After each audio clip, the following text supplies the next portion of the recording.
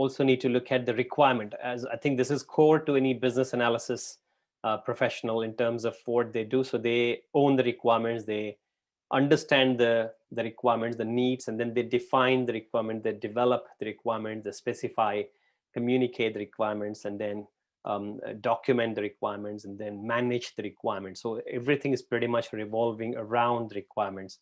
So what really is a requirement? So essentially it means that it's a practically focused need. It's not a wish, it's not a want. It's a need of a specific user segment or user role, with an emphasis on understanding the value added by the said requirement. So essentially that need has to be addressed, and there should be some value that you're trying to offer with your feature or some kind of product functionality. So it should be delivering value, should be satisfying the needs of the users, whether those needs are expressed as in the form of explicit need, or it could be implicit. That's not a problem. But then the point is, we as BA should be eliciting those needs, both explicit and implicit, and then trying to understand how those needs and how those opportunities, sometimes it could be challenges, pain areas, assumptions, constraints, all of those need to be addressed with the proposed solution that we are working on. So that's important. And again, as we discussed all along, these are often presented as a documents. We've seen loads of documents in the waterfall traditional. We've talked about FRS, the functional requirement specification document, BRD, business requirements document. Then we've got MRD, the marketing requirements document. Then SRS, software requirement specification. SS, which is supplementary specification or non-functional requirement specification. So they used to be the kind of, or still some of the projects have them.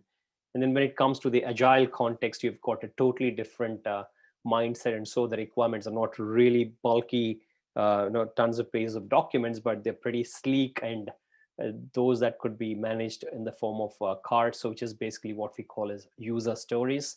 So user stories are a powerful technique. Again, we follow in agile to, again, refer to the requirements.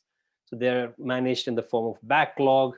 You can prioritize the backlog. You can follow prioritization techniques like Moscow, must have, should have, could have, and won't have now. And then all the requirements are written, and then they get prioritized, they get shuffled and reshuffled depending on their priority and the business technical feasibility. You would then prioritize and then push them into the sprint backlog, and that's what could get developed by the team, and then they get delivered at the end of the sprint. So that's how the requirements are managed in the context of agile development projects. So again, when we talk about agile and user stories, we have to be conscious of the 3 C's, which is the card, conversation, confirmation. Very important, because that would actually say that every requirement or user story should be in the So as a user, I should be able to do this so that I can get this benefit. So that's the format of a user story. So it should be as simple as that. Instead of writing 300 pages of document, what you're writing is just one liner. As a user role, I would like to do this so that I get this benefit. As an admin, I would like to add a new user to the system so that I can manage the users better. So that's simple, a user story. Or something like, as a scientist, I would like to create a hypothesis for my research so that I can test the hypothesis during the research. So that's another simple way to write a user story. So it's driven from the point of view of the users. And conversation is user story. Conversation is basically, once you have got the card, so the user story is written, and then that is actually being passed across to the team, that's shared, that's specified, and that's actually shared and communicated across the team. So the conversation would mean that people are able to refer to this. They would then discuss the development team amongst developers, or even front-end developers, the back-end, the database developers, and then the middleware, the application, the designers. They all get together. They can understand, okay, if this is the requirement, how are we going to achieve this? Do we have a page now? How can we implement this in terms of a solution?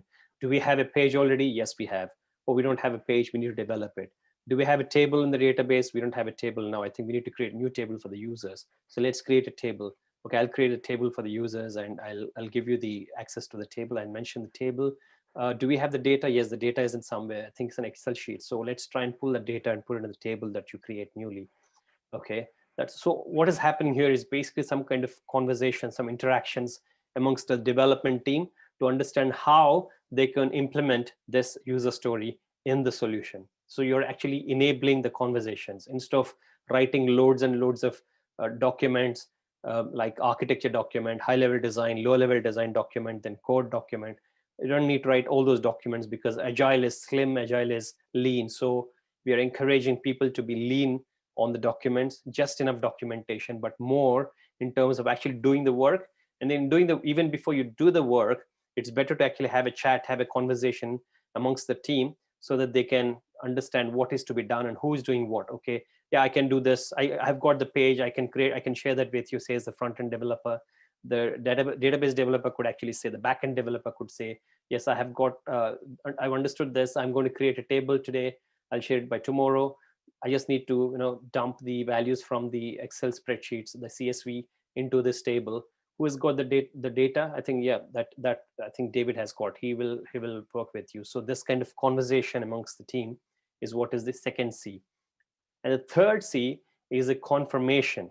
So once you develop this one, so you're actually trying to confirm and check and validate and verify whether this is exactly what is needed. So you're going to go back to the user story and check. So the testers and the QA team, when they're going to look at the product or the prototype or the page or whatever has been developed so far, if they want to test it and see whether it is what it is supposed to be, is it expected, is it delivering in the expected lines and the expected behavior, then they would need to check with the user story.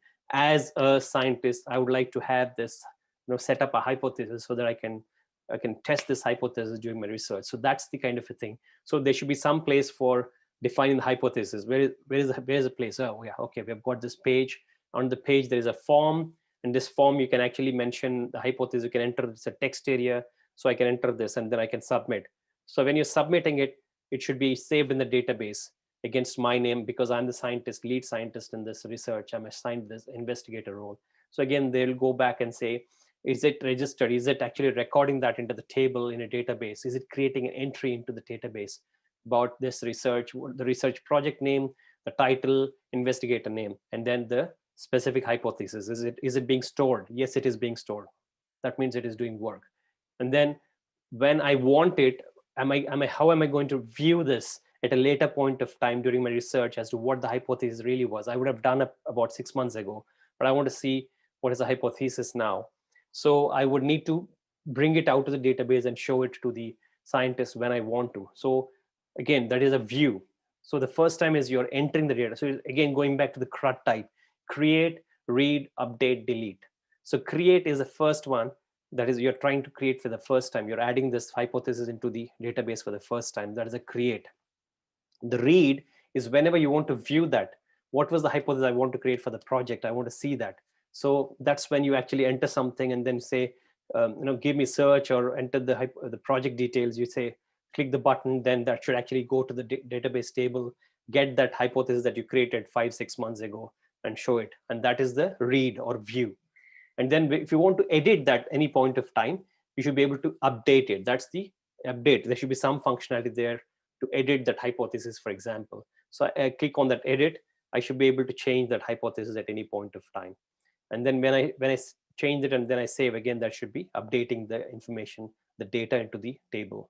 So that is the update. And then if I want to delete, of course, nowadays there's no point of deleting everything. We've got a soft delete as what we call. But before it's used to be hard delete. But nowadays all software applications are having they're not really doing a hard delete, because that means you're permanently deleting that instance of that record from your database, which is actually against the regulations, right? So supposing somebody's actually doing this as an audit, as a check, who has entered what kind of thing. So they want to have a track record of everything. So nowadays almost all the applications have disabled this hard delete. So you can only archive this, for example, but it still keeps a point of that particular data for some time. That again depends on the data protection and then data retention policies and all that. So that's the CRUD type, and this is what will confirm. Again, that's the, when the tester tests this, they'll be able to test it across the entire sequence and the scenarios as to, am I able to see this, am I able to create it, am I able to update it, am I able to delete it. All these different scenarios, different test cases, they should be running through with the functionality, with the product. And then if it all passes the entire test, that means it's actually confirming with the user story, the original user story written as a requirement. So that's the confirmation: card, conversation, confirmation, the 3Cs. So that's pretty much what we would like to do with the agile. So I think we discussed these during the agile course as well. So user stories and 3Cs and invest principle, the independent and negotiable, valuable, estimatable, sizable, and testable. Invest.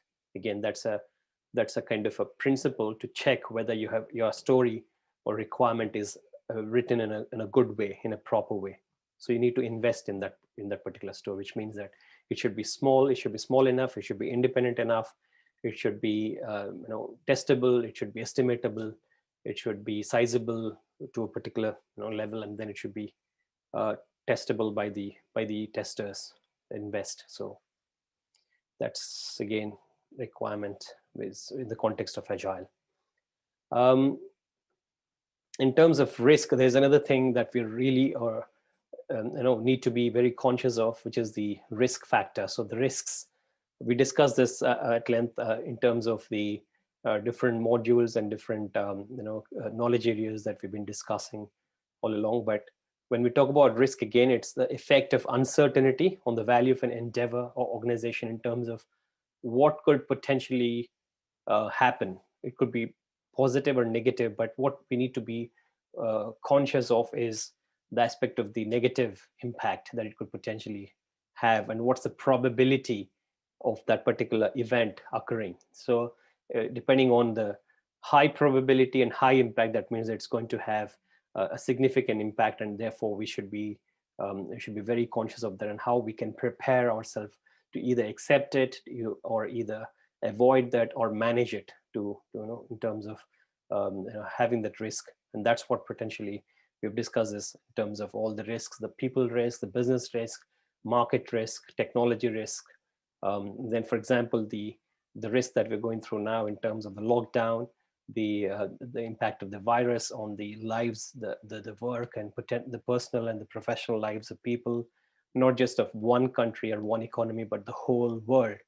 And it really did have a huge impact in terms of how we are working, how we're living, how we are how our habits have changed, how our lifestyles have changed, how our work cultures have changed, how we're trying to relate with people have changed.